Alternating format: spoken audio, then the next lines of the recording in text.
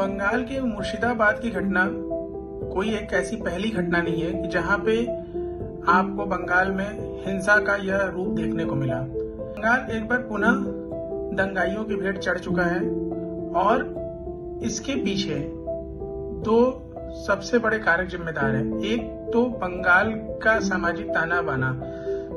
बंगाल में जहां जहां भी जो मुस्लिम बहुल जिले हैं वहां पर पिछले कई सालों से एक पैटर्न देखने को आ रहा है कि वहां पे किसी न किसी कारणवश हर साल 2 साल में दंगे भड़कते हैं और वहां की अल्पसंख्यक हिंदू आबादी को निशाना बनाया जाता है। दूसरा कि बंगाल की जो पॉलिटिक्स है जिसके 2 प्रमुख घटक हैं, एक टीएमसी तृणमूल कांग्रेस ममता बनर्जी की और दूसरी भारतीय जनता पार्टी, ये दोनों बंगाल में अपना होल्ड बढ़ाने के लिए और अगले विधानसभा चुनाव में पुनः एक तरफ टीएमसी सत्ता में वापसी चाहती है और दूसरी तरफ बीजेपी उसको सत्ता से उखाड़ फेंकना चाहती है, जिस कारण से बंगाल की यह धरती इन दोनों बड़ी पार्टियों के राजनीतिक घमासान का अखाड़ा बनी हुई है।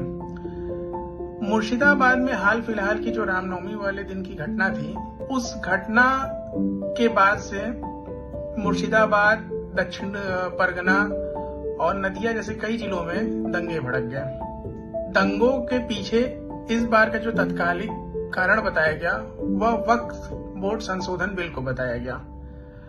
अब वक्फ बोर्ड संशोधन बिल जो है उसको केंद्र सरकार ने पारित किया और बहुमत के साथ संसद में पारित किया। ममता बनर्जी का यह कहना था, जो कि पश्चिम बंगाल की वर्तमान मुख्यमंत्री हैं, इस बिल को बंगाल में लागू नहीं होने देंगी।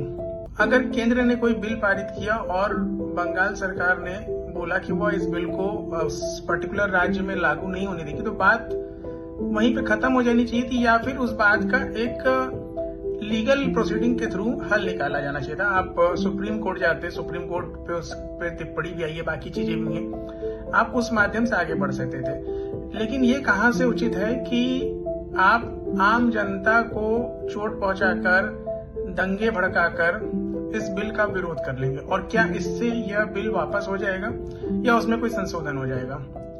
यहाँ पे सिर्फ वक्फ संशोधन बिल के आड़ में पूरी तरीके से दोनों ही पार्टियां बंगाल में अपना दमखम दिखाने का प्रयास कर रही हैं। याद करिए 2021 के बंगाल के चुनाव को। उस चुनाव के दौरान भी बंगाल में भारी हिंसा हुई थी और उस वक्त भी तृणमूल कांग्रेस और भारतीय जनता पार्टी के कार्यकर्ता दोनों तरफ से हताहत हुए थे। बड़ी संख्या में उनकी हत्याएं हुई थी। ऐसा नहीं कि बंगाल में यह पहली बार हो रहा है। खुद ममता बनर्जी की जो सियासत है वह हिंसा पे ही टिकी हुई है।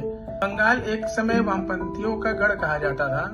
सीपीएम की वहां पे गवर्नमेंट थी, लेफ्ट पार्टीज में वो शामिल थी और यूपीए 1 में, इवन यूपीए 2 में ये लोग केंद्र सरकार में भी एज अ सपोर्टिंग पार्टी के रूप में शामिल थे। सिंगूर नंदीग्राम का मुद्दा रहा हो, जिसमें कि आपको याद होगा टाटा ने वहां पे नैनो का कारखाना लगाने की बात की। इसके विरुद्ध काफी बड़ा प्रदर्शन हुआ था और ममता बनर्जी उसको लीड कर रही थी। उसको बेस बना के और बाकी कानून व्यवस्था और बाकी चीजों को बेस बनाकर तृणमूल कांग्रेस ने बहुत ही सफलतापूर्वक सीपीएम को वहां से उखाड़ फेंका और अपनी वहां पे खुद की सरकार बनाई। लेकिन जिस वजह से सीपीएम वहां सत्ता से गई, आज वही सारी चीजें टीएमसी दोहरा रही है।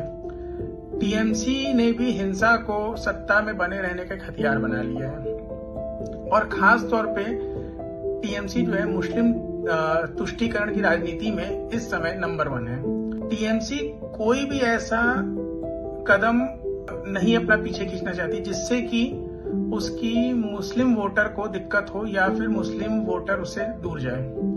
वहीं दूसरी तरफ भारतीय जनता पार्टी का जो कोर वोटर है वह हिंदू वोटर है, तो वो एक तरफ हिंदू वोटरों को लेके अपनी राजनीतिक रोटियां सेक रही है। हाल फिलहाल की जो बंगाल की घटना है उसमें सबसे बड़ा अगर कोई भुक्तभोगी है तो वहां का हिंदू समाज है। वहां पे एक बाप बेटे की हत्या कर दी जाती है और उसके बाद भड़के दंगों की वजह से कई और लोगों को जान गंवानी पड़ती है और कई लोगों को अपने शहर, अपना घर, अपना गांव छोड़ के पलायन करना पड़ता है। इतना कुछ होने के बावजूद वहां की मुख्यमंत्री उन पीड़ितों से मिलने तक का समय नहीं निकाल पाती हैं। बंगाल के जो राज्यपाल थे मिस्टर बोस, वो जरूर उन क्षेत्रों का दौरा करते हैं और वो रिपोर्ट तैयार करने की बात करते हैं कि इस पूरी घटनाक्रम पे वो एक रिपोर्ट तैयार करके केंद्र सरकार को भेजेंगे। जाहिर सी बात है कि इस रिपोर्ट में राज्य सरकार की नाकामी के बारे में सारे कच्चे चिट्ठे होंगे, जिससे कि राज्य सरकार और भी भड़की हुई है। हाईकोर्ट तक ने अपने तरफ से स्वतः संज्ञान लेते हुए इस पूरे मुद्दे पे पैरामिलिट्री फोर्स और केंद्रीय सुरक्षा बलों को उन क्षेत्रों में डिप्लॉय करने का आदेश दिया, जबकि वहां की जो स्टेट गवर्नमेंट है वह सिर्फ बातें ही बना रही थी कि सब कुछ ठीक है, कहीं कोई समस्या नहीं है और ये सारी चीजें बीजेपी की चाल है। कहने का मतलब ये है कि एक तरफ अभी हाल में हम लोगों ने कुछ महीनों पहले बांग्लादेश की घटना देखी, जो कि पश्चिम बंगाल से सटा हुआ एक दूसरा देश है और काफी हद तक पश्चिम बंगाल की वर्तमान स्थिति और बांग्लादेश में हिंदुओं की स्थिति सिमिलर होती जा रही है। वहां भी सेम पैटर्न पे हिंदुओं को मारा काटा जा रहा है।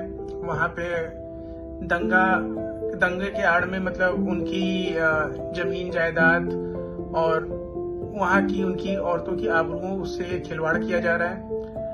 पश्चिम बंगाल में भी वही चीज हमें देखने को मिल रही है। चलिए, बांग्लादेश तो कोई एक दूसरा देश है और वहां पे अगर ऐसा कुछ हो सकता है तो उसको एक बार हम लोग समझ सकते हैं कि वहां पे हमारी सरकार नहीं है, हमारा होल्ड नहीं है, भारतीय संविधान वहां लागू नहीं है और फिर भी उसके ऊपर हम लोग अंतर्राष्ट्रीय नियमों के अंतर्गत रहते हुए कठोर कार्रवाई की मांग कर सकते हैं, इंटरफेरेंस कर सकते हैं संयुक्त राष्ट्र संघ के थ्रू या बाकी और देशों के माध्यम से दबाव बना सकते हैं।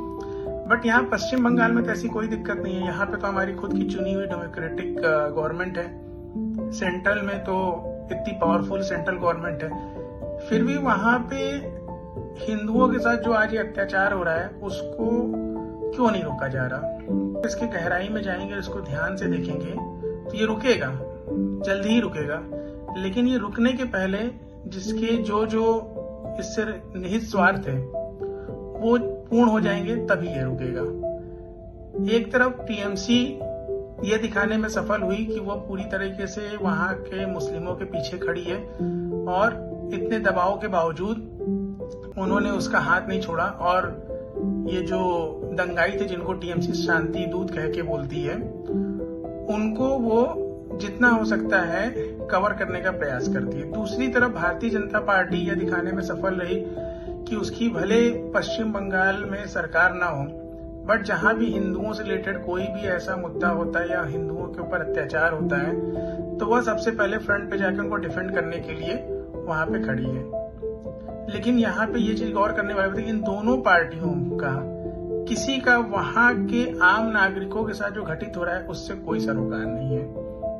वो सिर्फ और सिर्फ 2026 विधानसभा चुनाव की तैयारियां कर रहे हैं, क्योंकि अगले साल पश्चिम बंगाल में फिर से विधानसभा चुनाव है और इस बार बीजेपी चाहती है कि पश्चिम बंगाल से टीएमसी को उखाड़ फेंका जाए और टीएमसी इस चीज को समझते हुए वो भी अपना पूरा दमखम लगा रही है कि किसी भी तरीके से ये जो पश्चिम बंगाल का किला है वो उसके हाथ से न जाए। और इन सब चीजों की वजह से जो सबसे ज्यादा पिस रहा है इन पूरे इस राजनीतिक उठापटक में, जो सबसे ज्यादा जिसका नुकसान हो रहा है वह एक आम बंगाली का हो रहा है, एक आम भारतीय का हो रहा है। तो इसलिए हम भारतीयों को, चाहे वो किसी भी राज्य में रहते हो, किसी भी शहर में रहते हो, इसका ध्यान रखना चाहिए कि ये जो लोग भी हैं जो इस तरीके की घटनाओं में संलिप्त हैं और जिनका इससे खुद का व्यक्तिगत फायदा है, राजनीतिक फायदा है, उनके बहकावे में ना आए और इस देश का जो एक हिंदू मुस्लिम एकता का सामाजिक ताना बना है उसको बनाए रखें। और सबसे पहले इस बात को ध्यान रखें कि हम किसी भी जाति या धर्म होने के पहले एक हिंदुस्तानी, एक भारतीय हैं। तभी जाके इस तरह की घटनाओं पे रोक लगेगी और इस तरीके की पार्टियों का मनोबल टूटेगा और धीरे धीरे वो इस तरीके की विनाश और दंगों की राजनीति की जगह विकास की राजनीति की तरफ अग्रसर होंगे। धन्यवाद।